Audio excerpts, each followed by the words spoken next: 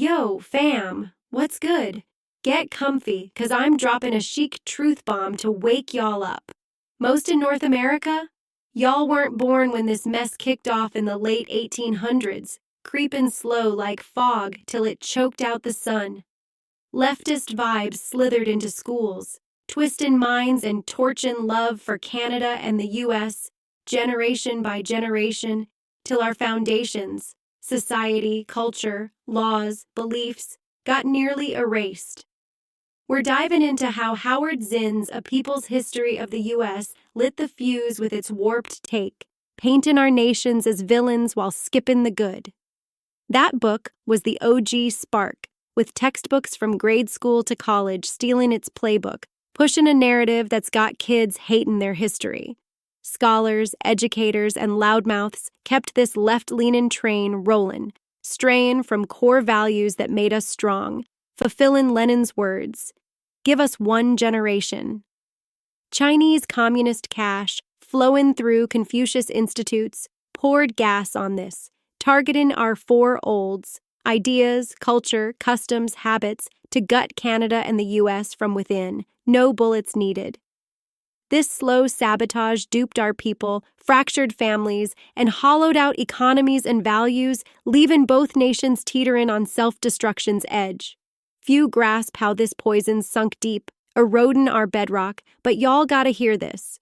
What I'm laying down is the root of why we're on this precipice, one push from chaos. Stick with me. This is the wake-up call to save our nation's soul. But yo, these studio lights and gear are cooking me, so first I gotta peel off some layers so I'm more comfy in order to say it all right and better for you before we dive in. So now this here real biological and domestically extremist conservative girl's gonna do that, then let's all roll into the rest of this show.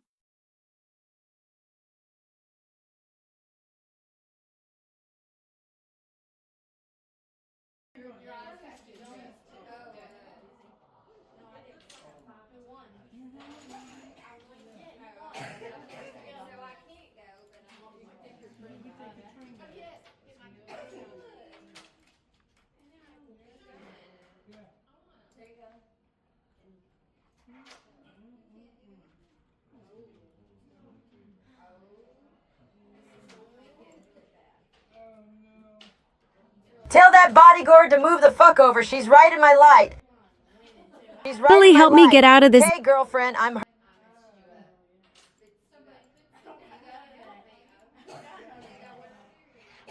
Damn straps off and do it. You gonna be having my damn stuff popping out.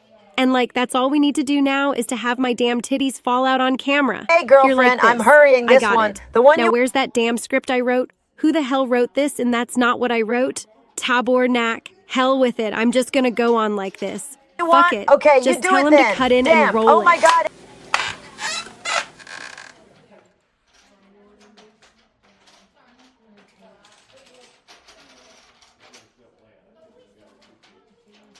Damn. Oh my God, Amy. They got the tally light on. They want you out there.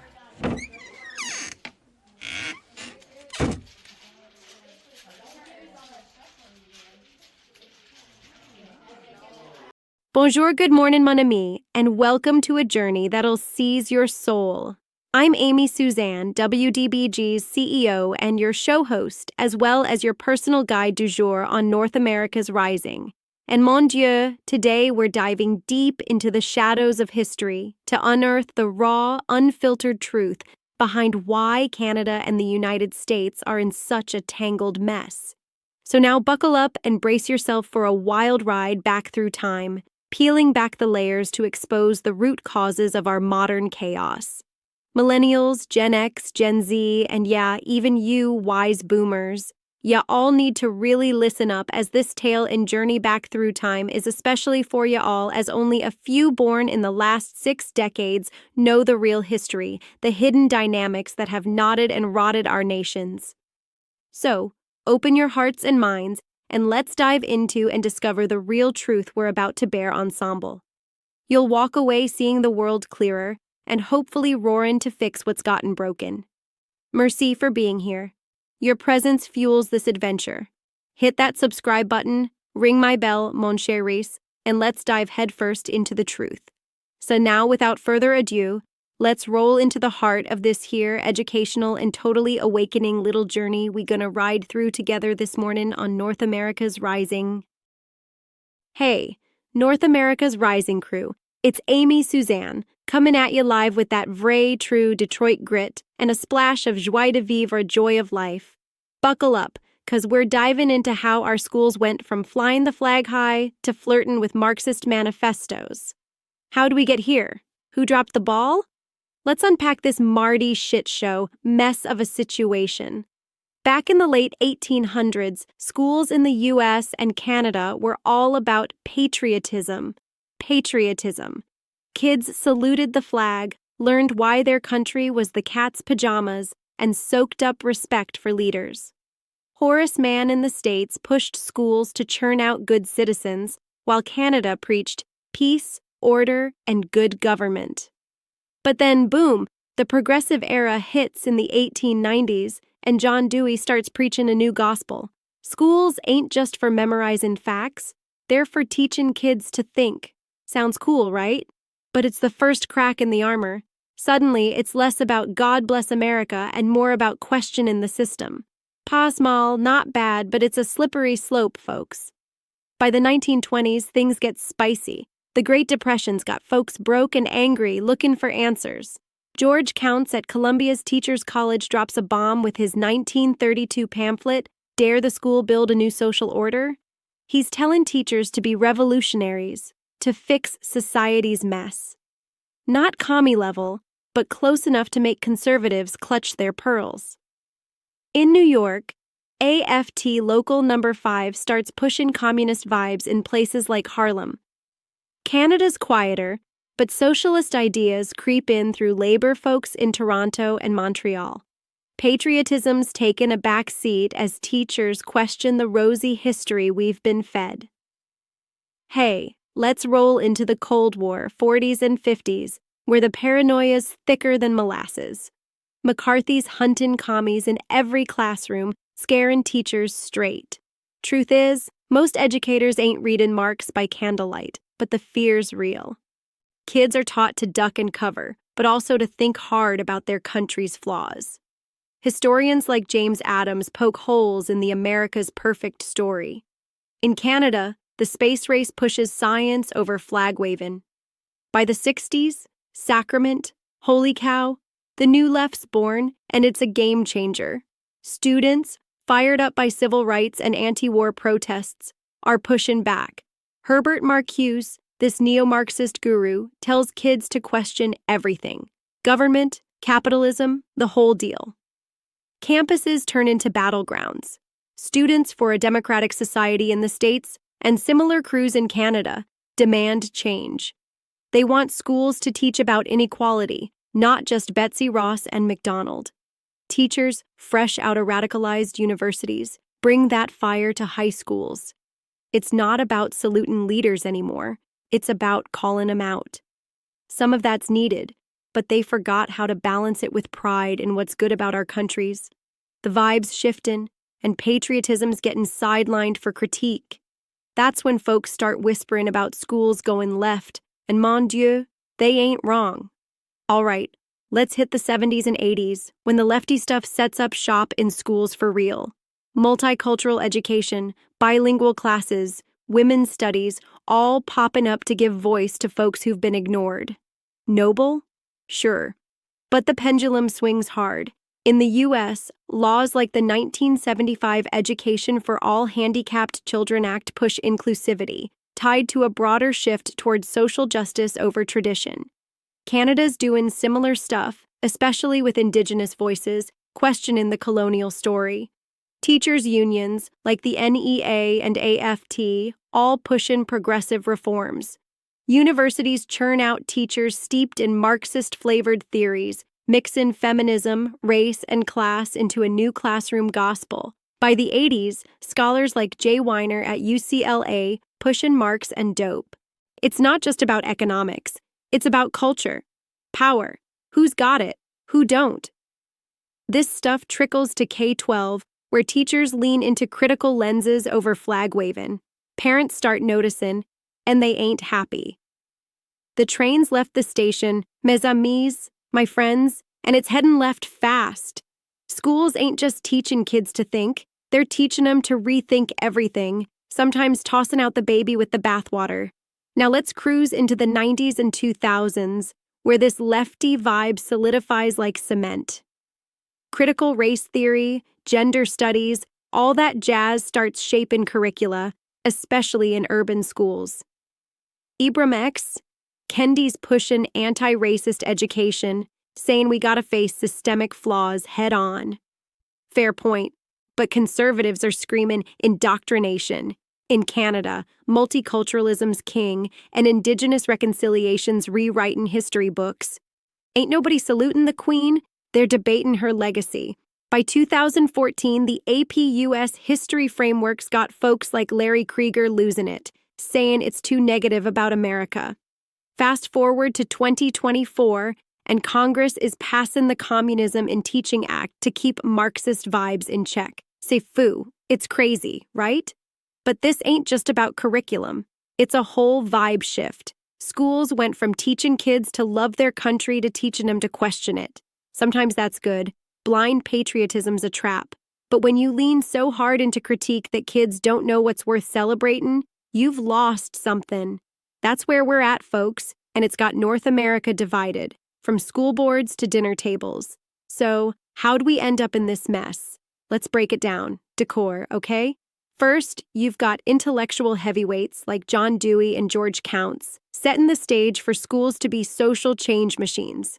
The Great Depression and Civil Rights era made folks hungry for justice, and schools became the battlefield.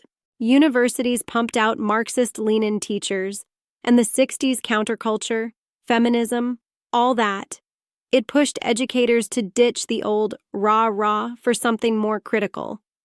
Global vibes, like the Soviet Union's education model, made revolution sound sexy, even if most teachers weren't reading Das Kapital. Mistakes? Oh, we made 'em. Schools got so caught up in critical thinking they forgot to teach kids what's worth loving about their country. Balance got tossed out the window. Nobody checked the universities when they started churning out radicalized teachers. Parents got left in the dust, feeling like their kids were being fed a narrative they didn't sign up for. That's a fumble, big time, and it's why folks are so heated now. Who's to blame for this leftward slide? Ain't no single villain, but let's point some fingers. Dewey and Counts kicked it off, planting seeds for change that grew wilder than they planned.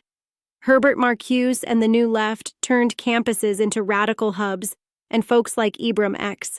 Kendi kept the fire burning with anti-racist education. Teachers' unions like the NEA, QP, and AFT pushed hard for progressive reforms, sometimes leaning too far left. But the real root? And the end result of all this nation-destroying bullshit, mon ami?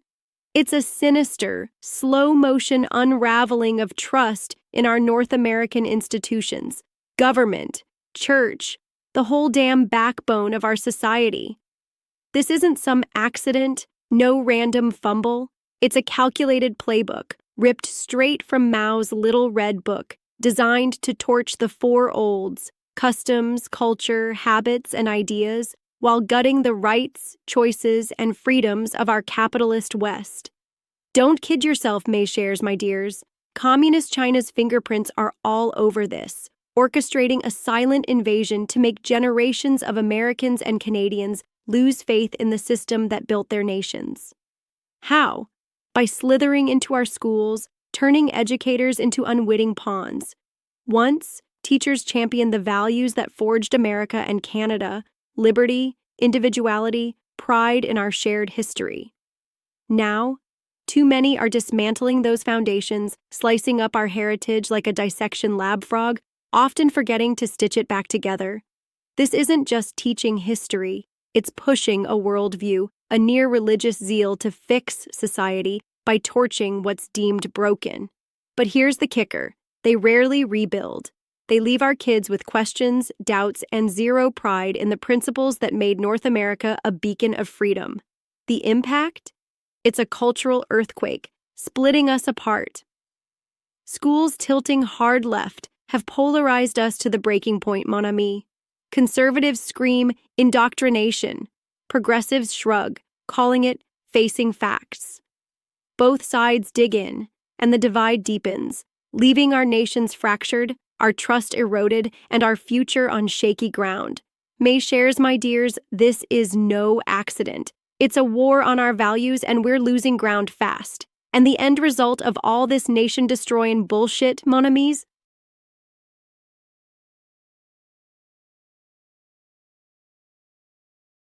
Schools are caught in the crossfire, trying to teach inclusivity while dodging accusations of being anti-American or anti-Canadian. Patriotism's taken a hit. Kids know more about their country's sins than its wins. That cultural Marxism vibe? It's got folks feeling like schools are pushing division over unity. The push for inclusivity's enriched education, no doubt, but when you sideline tradition, you alienate half the population.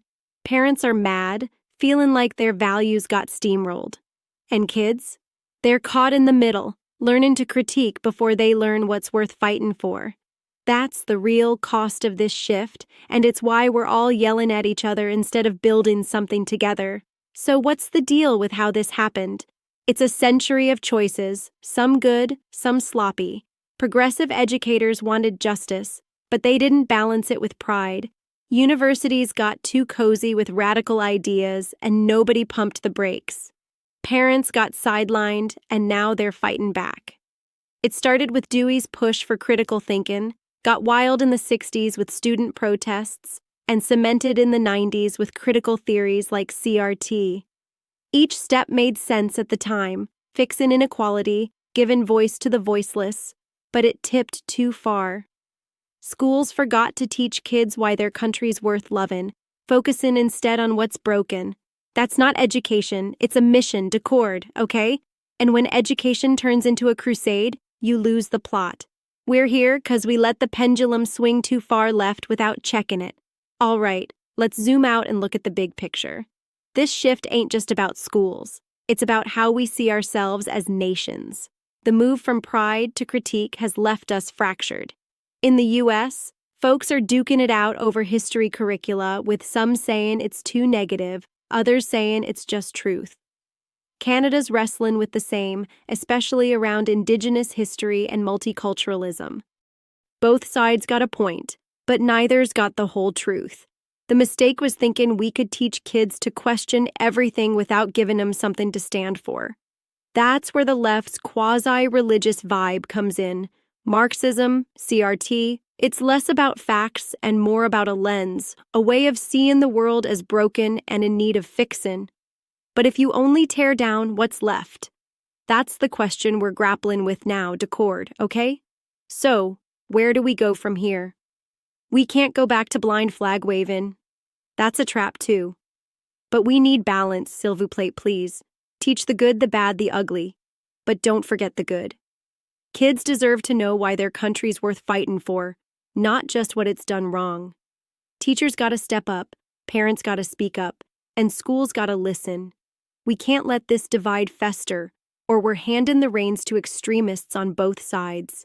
The left's push for justice is real, but it's gotta meet pride halfway.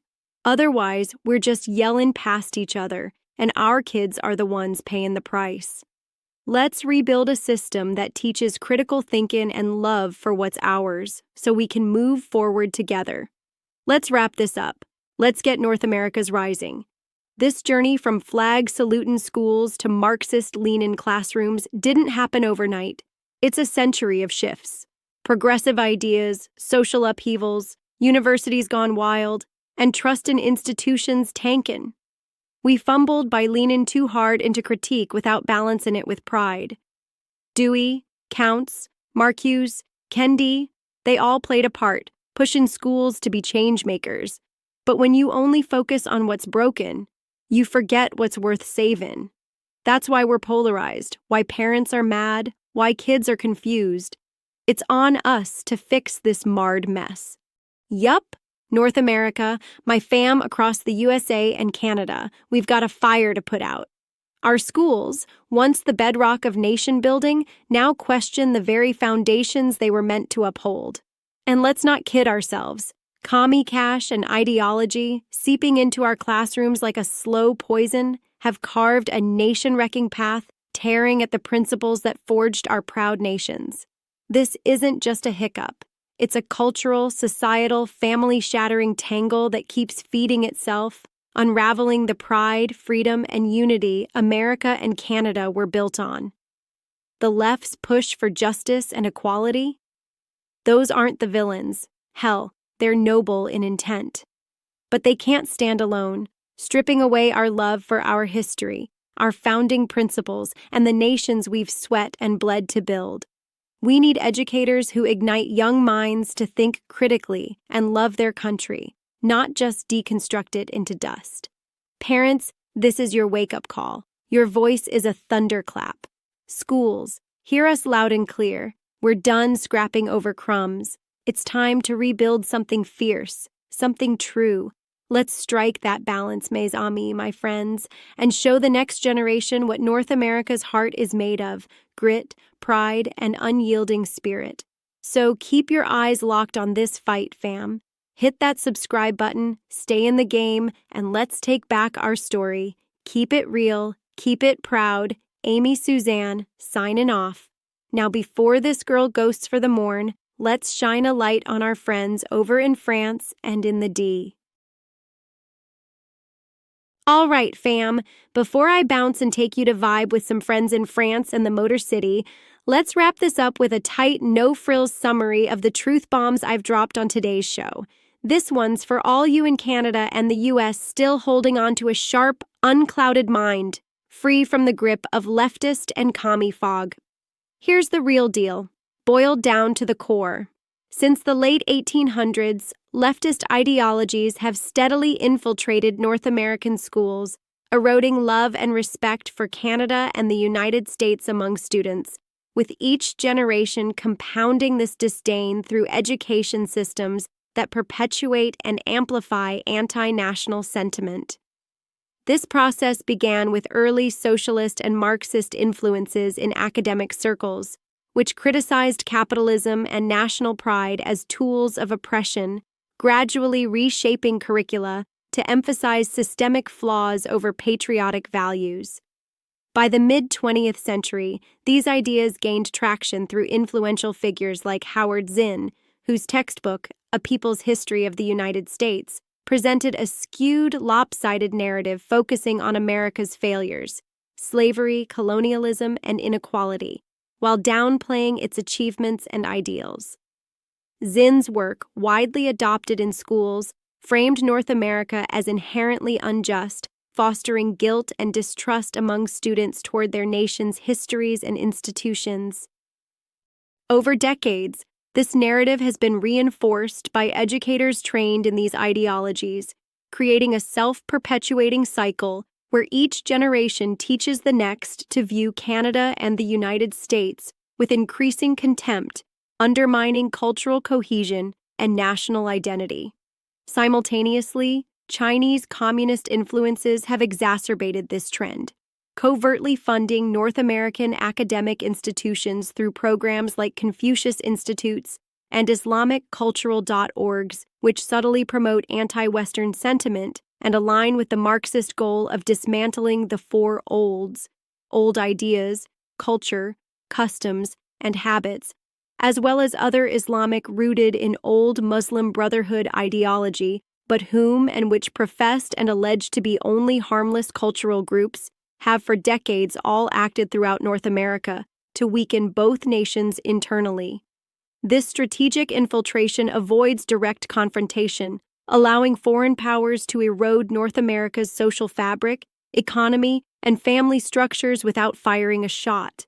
Generations of students, shaped by these curricula, have been duped, coerced, and brainwashed into accepting these ideas, often unaware of the broader agenda.